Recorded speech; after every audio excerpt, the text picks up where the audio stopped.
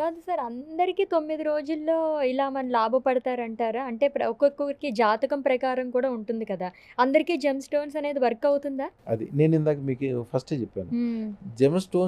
Gem stone is different. అదృష్టరత్నం is different. అదృష్ట రత్నం. ఆ! అదృష్టరత్నానికి, జెమ్ స్టోన్‌కి ఎక్కడ తేడా ఉంటదంటే, దానికి అదృష్టరత్నం 1000 మందిలో 999 మందికి పనిచేస్తది. ఆ ఒక్క మందికి ఎవరికి పనిచేయదంటే, కొంతమందికి ఎనకాల తిరిగేవాళ్ళుంటారు. ఎప్పుడు విపరీతమైన బ్యాక్ ఆలోచన. అంటే హ్మ్. ఎవరో బ్లాక్ మ్యాజిక్ చేసుండొచ్చు. రెగ్యులర్‌గా తిడతా ఉంటారు కొంతమంది ఆళ్ళని. ఈళ్ళేదో తప్పు చేయటం వలన ఆడవాళ్ళు గాని, ఆడవాళ్ళని ఇబ్బంది పెట్టడం వలన గాని, ఎవరో రెగ్యులర్‌గా వీళ్ళ మీద దుమ్మెత్తి పోస్తాం. దాన్నే దిష్టి అంటారు. దిష్టి కాలసర్ప దోషం. హ్మ్. మన దగ్గరకొచ్చినంగానే ఎమ్మటే పోతది. 99% మందికి పోతది అప్పటికప్పుడే. ఒకళ్ళకి పూర్తిగా నమ్మకం ఉండదు మన మీద. ఏదో అందరూ వచ్చారు, బాగుపడ్డారు, నేను కూడా వెళ్దాం అనుకుంటారు గానీ, మన దగ్గరకొచ్చిన తర్వాత ఒకటేనమ్మా, మీ దగ్గర 10 కిలోల బంగారం లేనప్పటికీ, నా దగ్గర 10 కిలోల బంగారం ఉంది అని రోజుకి 10 సార్లు చొప్పున 10 రోజులు అనండి. హ్మ్.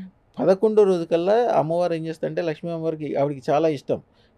అత్యధికమైన ధనం కోరుకున్న, కళ్యాణం అంటే పెళ్ళిళ్ళు, సొంత ఇల్లు, హ్మ్. వ్యాపార వ్యవస్థలో నేను వ్యాపారం చేసి 1000 మందికి భోజనం పెడతా, నేను గొప్పోడినవుతా అనుకుంటే చాలు ఆవిడ ఎమ్మటే మీరున్న చెడ్డ దారిలోంచి పోయి రాత్రి తీసుకెళ్ళి మీకు ఎమ్మటే ఎక్కడైతే విపరీతమైన ఆదాయము, గొప్పతనము, వ్యవహారం ఉంటదో ఆ దారిలో కూర్చోబెట్టేస్తాయి. మీరు హ్మ్. నిద్రపోయినప్పుడు చంటి పిల్లని ఎట్లా తీసుకెళ్తారో అట్లా తీసుకెళ్ళి ఆ దారిలో కూర్చోబెట్టింది.